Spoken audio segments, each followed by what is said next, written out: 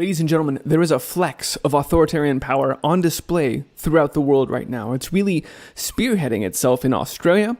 And so tonight I want to point at that and talk about what's going on. Because if you look, we've all heard some rumors. If you look, you'll see that the media has put out a lot of fluff pieces about travelers returning to Australia.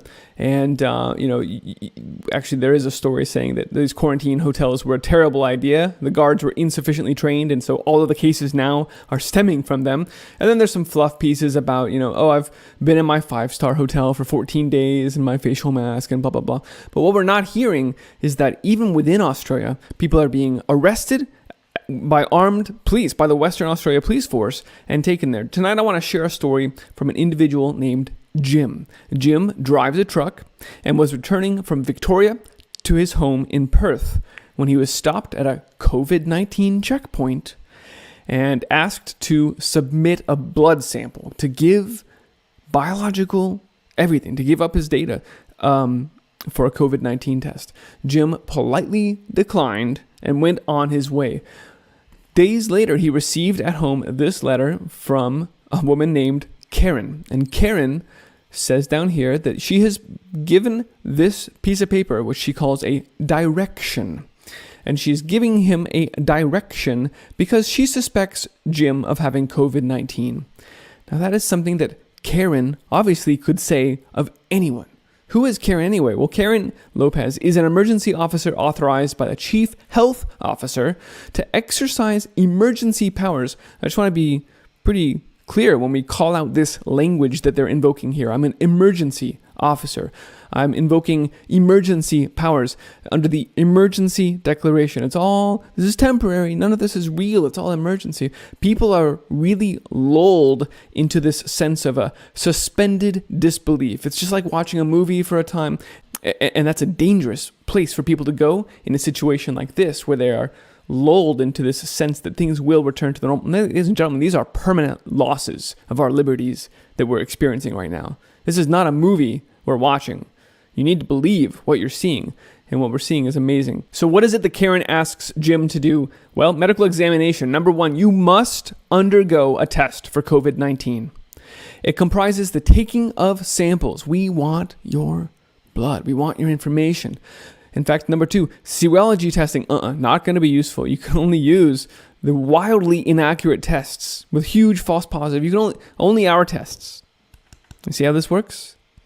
We're giving you a direction, an order, and you will comply, and you will take only our tests. And here's the penalty, page 2. The penalty and enforcement of our direction. It is an offense for you to fail to comply with our direction. We will charge you $20,000. And please also note that if you do not comply with my direction, says Karen, reasonable force may be used to ensure your compliance. Signed, Karen, August 13th.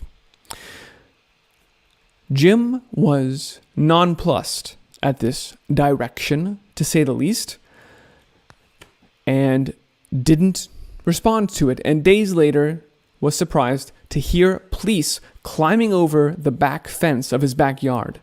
They were entering his backyard without permission, without a warrant, and they came to his back door, and they also came to his front door at the same time to make sure that they got him, like a SWAT team style movement. But obviously these aren't full SWAT teams, so I don't want to get ahead of ourselves and say that this was a SWAT team.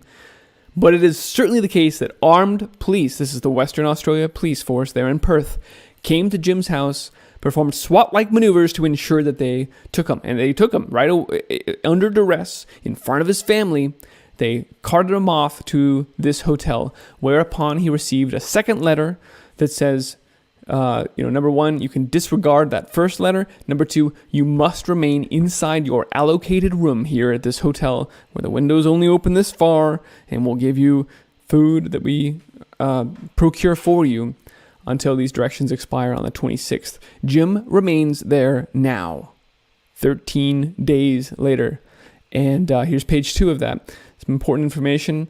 You must immediately inform authorities at this hotel if you develop a fever or you have other symptoms. Although it may not be COVID-19, this is all to keep you safe, to keep everyone safe. Signed, Commander Stephen Mayerberry, Detective Senior Constable of the Western Australia Police. By the way, this time note that it's a 12 months imprisonment, not a quarantine, imprisonment, and $50,000 fine if you escape.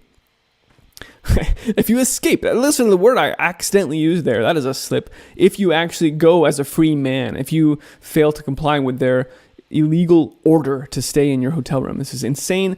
This is the march of tyranny, and it is happening around the world, and this is a highly visible demonstration of it in Australia. And Jim asked that I share this, and I want to get the word out as well, because I think if we can all see this, if we can see what's going on, then people will say, this is unacceptable. This has gone too far.